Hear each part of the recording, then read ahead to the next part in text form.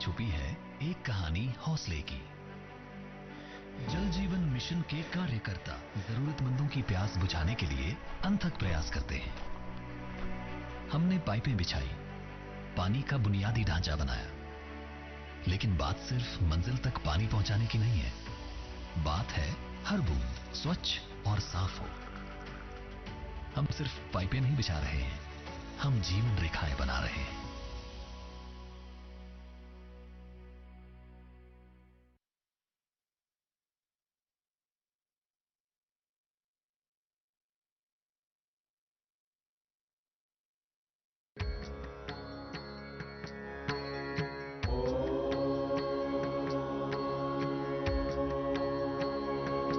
भगवान शिव शंकर को समर्पित अनेक धार्मिक तथा प्राचीन स्थल पर्वतीय क्षेत्रों में ही स्थित हैं। ऐसा ही एक पवित्र स्थान जम्मू कश्मीर राज्य के रियासी नगर के निकट रंसू स्थान पर स्थित है। रंसू नाम का ये छोटा सा पहाड़ी नगर जम्मू से लगभग 140 किलोमीटर उत्तर की ओर पर्वतों की गोद में बसा हुआ है।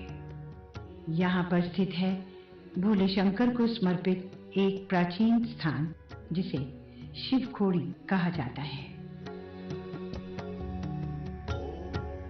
खोड़ी शब्द स्थानीय है और इसका अर्थ होता है गुफा।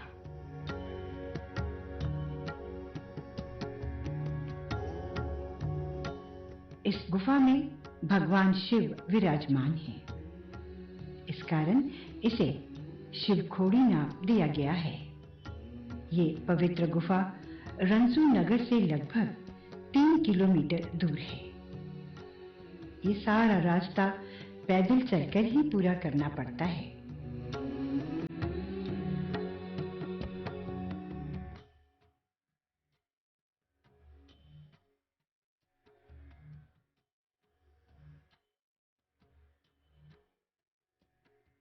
रंसू शिवखोड़ी यात्रा का आधार कैंप है।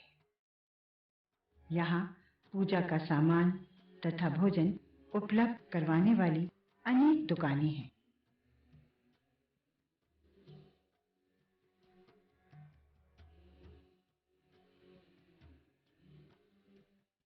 यहाँ से गुफा के द्वार तक के रास्ते का पूर्णतः नवनिर्माण किया गया है।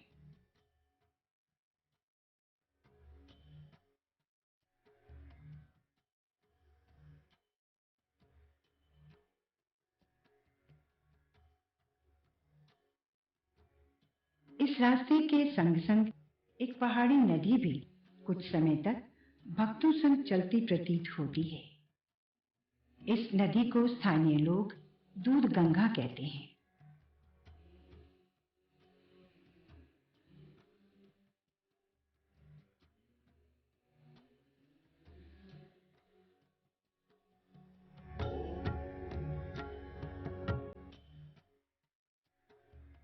इसे नदी तो नहीं अपितु नदी की एक धारा अवश्य कहा जा सकता है।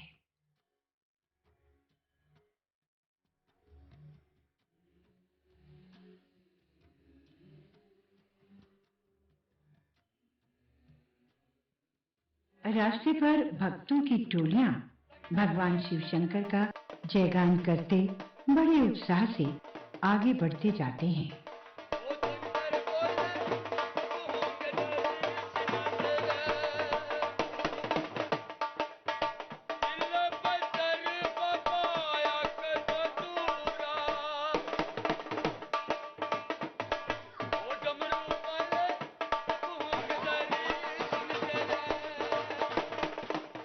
अधिकांश यात्रु 3 किलोमीटर की ये यात्रा पैदल चलकर पूर्ण करते हैं, किंतु कुछ लोग घोड़े पर या फिर विशेष रूप से बनाई गई पालकी पर बैठकर गुफा के द्वार तक की यात्रा पूर्ण करते हैं।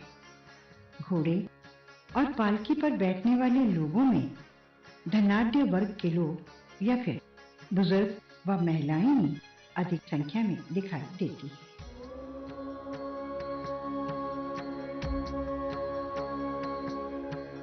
बम बम भोले का घोष करते हुए श्रद्धालु शिवखोड़ी गुफा के प्रवेश द्वार के निकट पहुंच जाते हैं। यहाँ पर कुछ सीढ़ियां चढ़कर गुफा के मुख्य प्रवेश द्वार तक पहुंचा जा सकता है। प्रवेश द्वार अधिक बड़ा नहीं है।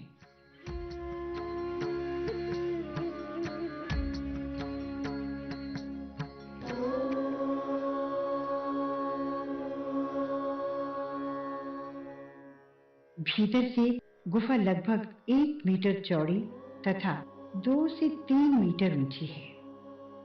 द्वार तंग होने के कारण एक एक करके श्रद्धालुओं को भीतर जाना पड़ता है।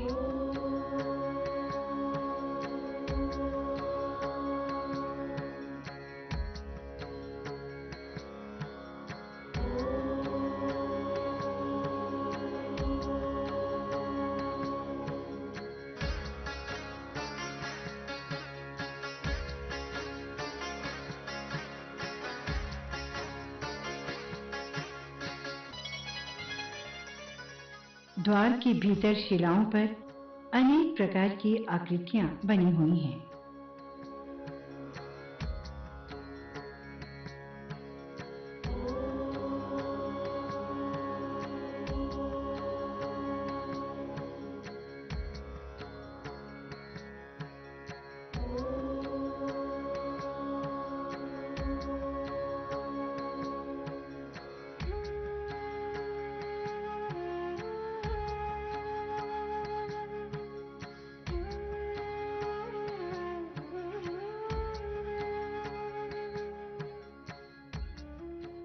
शिवखोड़ी की ये गुफा लगभग 200 मीटर लंबी है। ये अनुमानतः माता वैष्णो देवी की पुरानी गुफा से 10 गुना अधिक लंबी है। यहाँ ये बात बड़ी आश्चर्यजनक लगती है कि गुफा के भीतर सीधे या ऊपर की ओर न जाकर नीचे की ओर उतरना पड़ता है। गुफा में कई मोड़ हैं। कहीं पर गुफा बड़ी तंग है, जबकि कुछ स्थान ऐसे हैं जहां 2-3 भक्त खड़े होकर एक साथ जा सकते हैं।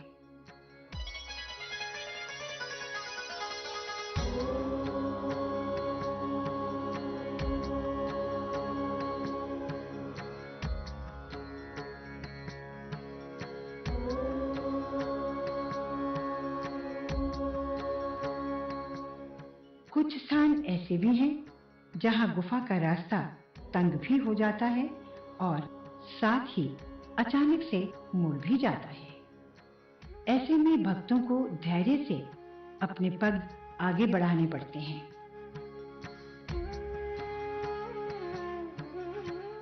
बम बम बोल रहा शिवखोड़ी, बम बम बोल शिवखोड़ी, बम बम बोल रहा शिवखोड़ी। अरे बम भोला के मस्त है गुफा, अरे बम भोला के मस्त गुफा में बैठे भोले सन्यासी।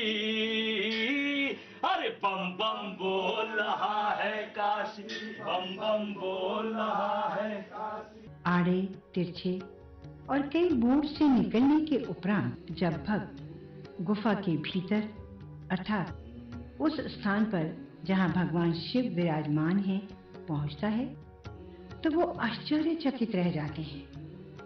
कारण ये कि भीतर का वो स्थान इतना खुला है कि वहां लगभग 300 श्रद्धालु एक साथ बैठकर पूजा कर सकते हैं।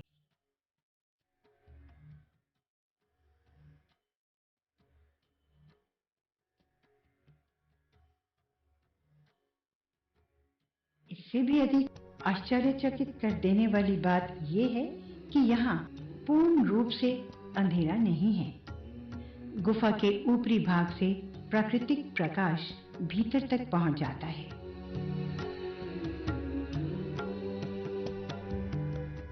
मुख्य गर्भगृह में भगवान शिव शंकर एक बड़े से शिवलिंग के रूप में विराजमान है, जो धरती से प्रकट हुआ है।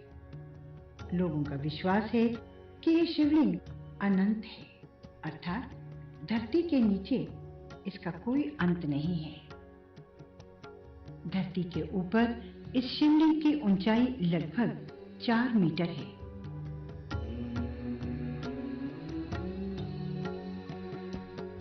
यहाँ पर श्रद्धालु शीश झुकाकर भोले शंकर का आशीर्वाद प्राप्त करते हैं। स्वयंभू प्रकट हुए भगवान शिव के दर्शन कर भक्त अपने आप को धन्य मानते हैं। गुफा की छत और दीवारों पर प्राकृतिक रूप से अनेक आकृतियां अंकित हैं। ध्यान से देखने पर इनमें से कई आकृतियां माता पार्वती के रूप में जान पड़ती हैं। इसी प्रकार कुछ आकृतियों में श्री गणेश जी के दर्शन होते हैं। कुछ आकृतियां ऐसी भी हैं जिन्हें देखकर आभास होता है कि ये नंदीगण बैठे हैं। कुछ प्राकृतिक आकृतियां नाग का रूप प्रतीत होती हैं।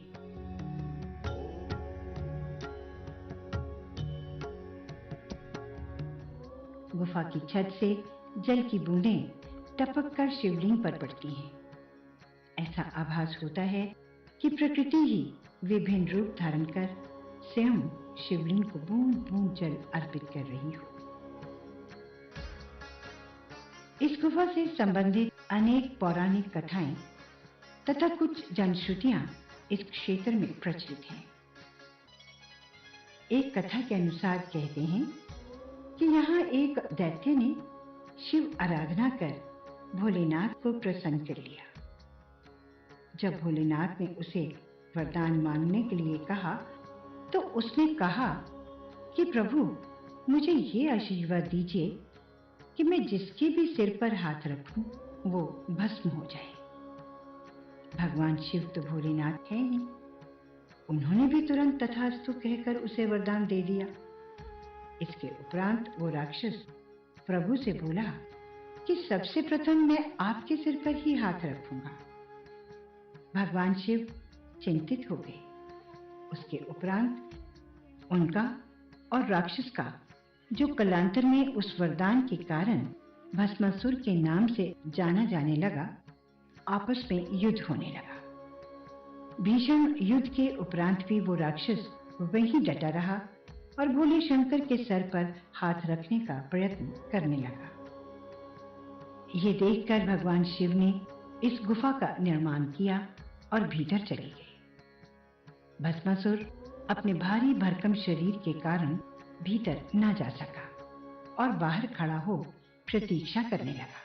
तब भगवान शिव को संकट में देख भगवान विष्णु मोहिनी अर्थात एक अति सुंदर स्त्री का रूप धारण कर भस्मासुर के सामने आए और उसे अपनी ओर आकर्षित किया। तब मोहिनी रूपधारी भगवान विष्णु ने उसे सम्मोहित कर अपने संग नृत्य करने को कहा।